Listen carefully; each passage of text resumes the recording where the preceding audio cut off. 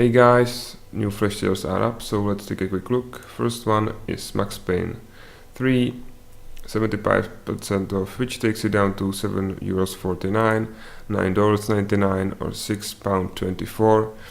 The previous games are on the same sale. The games, all of them basically have this noir atmosphere, but the setting of the last one is slightly different. You are not in one place, you are traveling all across the world.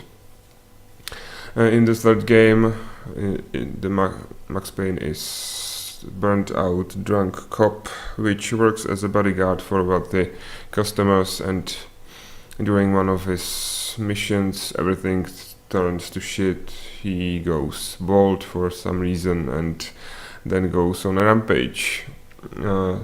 Once more, just like in Max Payne 1 and 2, there is a slightly improved bullet time effect. So if you don't know what I'm talking about, if you remember Matrix and the characters like evading bullets and firing in slow motion, so that's bullet time, and it's heavily used in Max Payne series. And this is a great series of game. I would pick up all of them are awesome, so I wouldn't bother with the Rockstar Pass. So the best way is to buy just the game separately, because the complete edition is for some weird reason very overpriced. Next one up is Sleeping Dogs, 75% off, which takes it down to €6.24, $6.24 or £4.99. This is another third-person action game, but this type it's in a GTA style. You are an undercover cop working in Hong Kong, and most of the combat is like a melee style, using your fists and feet to punch people in with an increasing number of awesome combos, so you can fight like 5 guys at a time. The fighting style is great. At least me, the shooting everyone becomes kind of boring in every game, but this type of combat is really fantastic. It's tiny bit like, for example, Batman, but not really. But you can at least imagine how the combat works a little bit. You can use firearms, you find them in random location or pick them up from enemies, but they don't generally have a lot of ammunition, and you run out and have to fight again. Great game, great story, although the ending is a little bit weak, at least in my eyes. In most people's eyes. Sadly, even though it's such a fantastic game and did get a lot of attention, it didn't sell as well as they imagined, so I don't think there will be a sequel, sadly.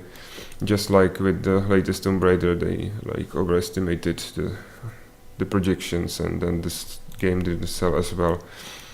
But the game nonetheless is fantastic. Pick it up if you don't already have it. Next one up is Dark Souls Prepare to Die edition, 75% off, which takes it down to €7.49, $7.49 or £4.99. This is basically a soul-crushing third-person action game set in like a medieval-ish type, nightmarish type of settings. The whole premise of the game is like soul-crushing difficulty. You can't do mistakes. If you do them, you are dead. Especially while fighting bosses, they can wipe you out in one swing, or maybe a half or third of a swing. So you have to know your shit to progress through the game. But it's not a flaw. The game is basically based on this idea. So everyone knows that, and everyone who played the game with this knowledge really enjoyed it, including me. You can invite a friend to help you with some insanely difficult boss, because all of them are insanely difficult. You will most likely die the first time until you learn the pattern, until you learn the weaknesses, and you can progress finally further. Even the regular enemies can kill you very easily.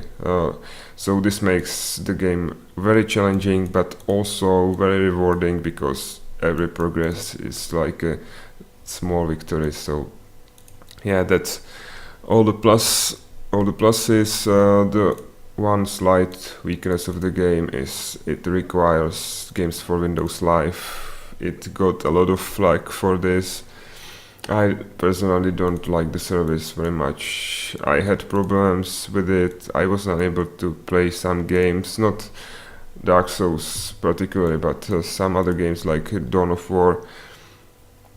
It demanded some update that didn't exist, and it's basically a wrong kind of service. It's bad, it's created by Microsoft, so one would think it would work greatly, but it crashes, it doesn't work.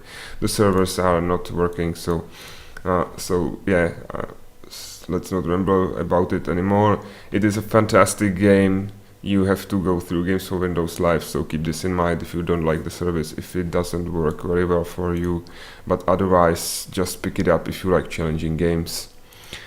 Next one up is Terraria, 75% off, which takes it down to €2.49, $2.49 or £1.49. This is like a Minecraft in 2D kind of game. So it's a sandbox game with randomly generated world. You are collecting resources to create ever increasingly powerful equipment and weapons. And unlike Minecraft, there is a little bit of real game in this game. So there is a progression through the biomes down to the hell where you can fight bosses and so on. So it's not just about creating a shelter and protecting it from monsters. There are like goblin raids. There's a lot of content, a ton of it. The game is not developed anymore, but it was for a long time, and it really includes a ton of content. And just as I said, unlike Minecraft, you will be progressing through armors, through weapons, through all of this equipment and other quirky stuff that helps you fight the ever increasingly difficult bosses. The game can be played in online co-op multiplayer. There are even mods for like competitive. Even in the game you can like flag yourself for PvP and fight each other, but it's not really core of the game. Fantastic game for this price. If you don't already have it, which I doubt, pick it up. Maybe even the 4-pack, so you can play it with the friends and basically one of you have it for free. And the last game, the community's choice, is FTL, Faster Than Light. This was on sale already, much like most of these games. 75% off, which takes it down to €2.49, $2.49 or £1.49. No, £1.74, excuse me. This is a space roguelike kind of game. So this means roguelike means it's randomly generated and there is permadeath. You can't even save the game, load the game. Basically you have to do the whole run in one sitting. And it's a fairly difficult game at that, just like all the roguelikes. You can choose between two difficulties, like a normal and hard mode. I think it's something like that. You are a captain of a starship, much like, for example, Kirk or Picard. So you are not directly controlling the ship, flying it around. You are just giving orders to your crew. So to damage a specific part of enemy ship, or you are using diplomacy to gain some resources or equipment, or just stealing stuff. So that's about the game itself. You have a crew which has to fight off possible boarding parties and level up and use the equipment. So if you don't have like anyone flying the ship, it won't turn as quick and will have penalties. One slight flaw of this game is the equipment you pick up, because everything is randomly generated, and on the end of the game is every time the same extremely difficult boss. But so if you don't have a good run, if you are not lucky enough, you might not get the equipment you require to defeat this boss. You may be as good as it gets, but without at least decent weapons and some other things like missiles and so on, you can defeat him, and the whole run is worthless. But the runs are short, so the game is very like casual player friendly. You can pick it up, play 10-20 minutes, and let's just put it away. You can unlock additional ships. You are not stuck with the basic one. You can unlock others through various achievements throughout the game, like finding some planet or doing something special, like surviving something, or and so on. Again, I'm rambling a lot. This game is fantastic. I've played a lot of it. That's why I talk so much about it. It is a fantastic game. Pick it up very cheap. Basically, all the games on today's flash sale are fantastic deals of fantastic games. So I would pick up all of them if you don't have them. This was the latest flash sales. Again, guys, please like the video, comment, let me know what you think, what you don't like, what you like. Subscribe if you want to be extra awesome. And until next time, bye.